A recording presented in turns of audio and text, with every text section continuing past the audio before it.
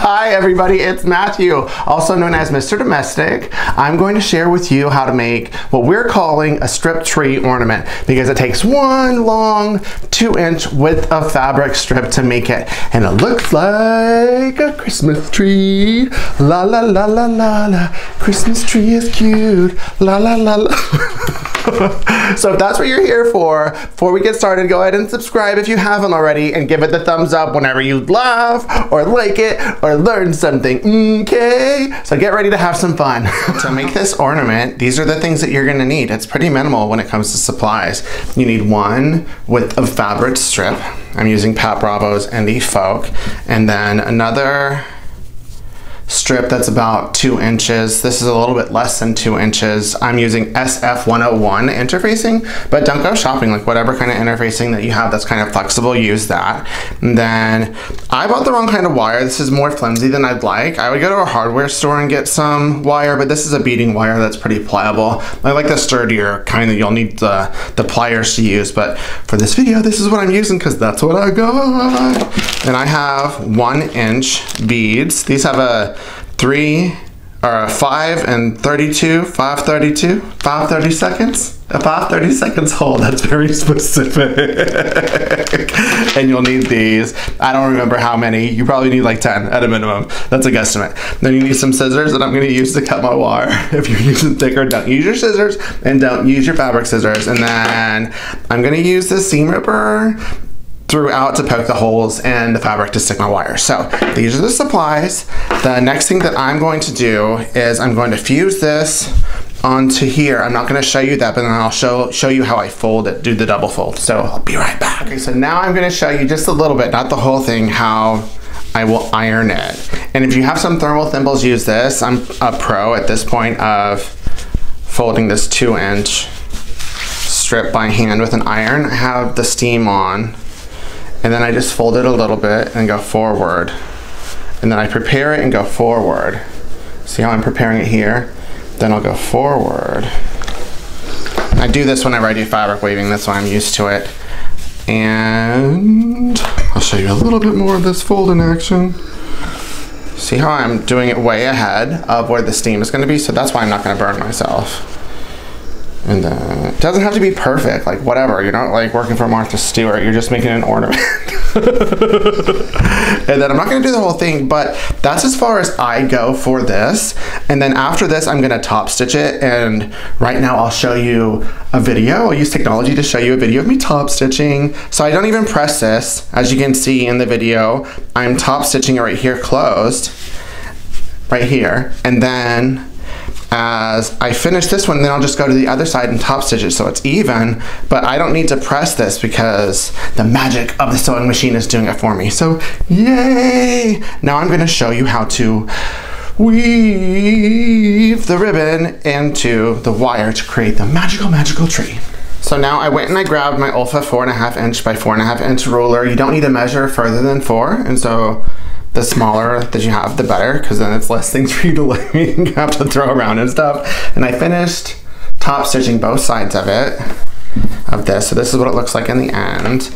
And then I totally estimate here, I don't know, what's that, like 7 inches? And once again, use the proper cutting tools. Do as I say, not as I do. And I'm gonna start out, see how it's too pliable? Like I wish it was sturdier, but gotta work with what you got, work with what you got. And so I'm just gonna secure this bottom bead. This is how I'm doing it. If you can figure out a prettier way to do it than this, then let me know. Like link to it in the comments or something so I can see it. So I have one, and then to hide this little twisty part, I'm gonna put another bead on top of it right here. See, so it's all hidden. And this is like the base of the tree. And then with this is where the seam ripper comes in handy because it's not sharp enough, the wire, to poke through. If you wanted to use a needle and thread, like a sturdy thread, like a 28 weight or something, go for it instead of the wire. Then I'm just gonna poke a hole that's big enough for me to poke the wire through. And I got this part in, right? And so this is where we're gonna start looping, but we have to measure first. And the length right here that we're going to start at is 4 inches, and it's the length. It's not what it is folded. And if you estimate here, that's totally cool too. It doesn't need to be perfect. So right there is 4 inches. So I'm going to poke a hole there. Poke in the hole, poke in the hole, poke in the hole. And it's kind of like a slit. It's not even like a hole. I poke more of a slit. Just want to make sure to get it in there. And then this is the only layer that you're gonna put another loopy loop before you put a bead on.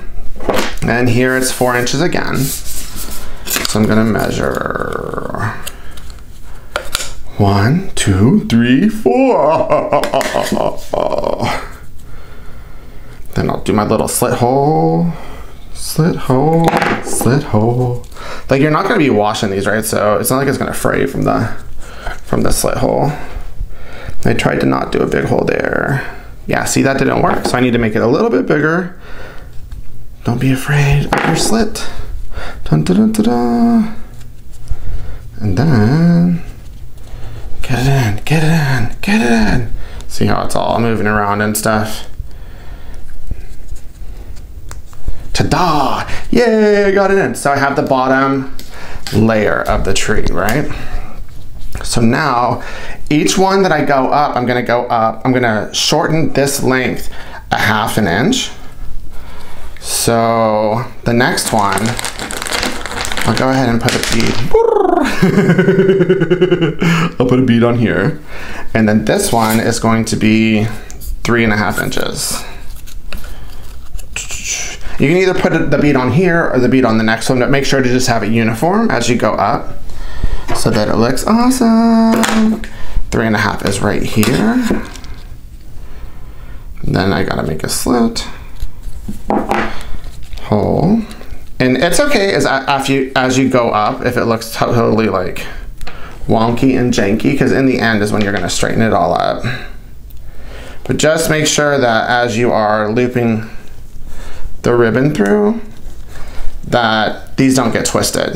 This part, because it could easily get twisted, make sure that it's all flat and uniform. And then this one, you don't put another bead in. So it's only one of the two, whichever one is of your choosing, that you're gonna put the next bead. And then here, see here? That's 3.5. And this is the last slit that I'm gonna go up. And I'm gonna have the full instructions for the measurements of what to do on both my blog and the description here. So for here, I'm gonna get up to the top. I'm gonna fast forward now, so you don't have to watch me go through all of them. But as you go up, it's gonna shorten 1/4 inch until you get to 1 inch on the top. So fast forward now.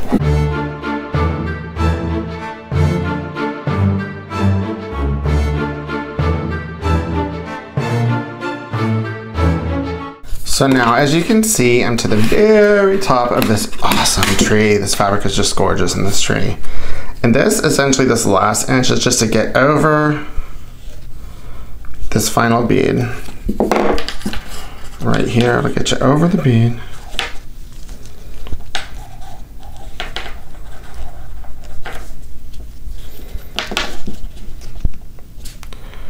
Where is it? Where is it? There it is. Got over the bead, and then do one more.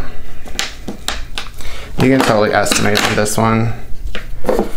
Just enough to make it cute. Right here. The final one. Dun, dun, dun, dun.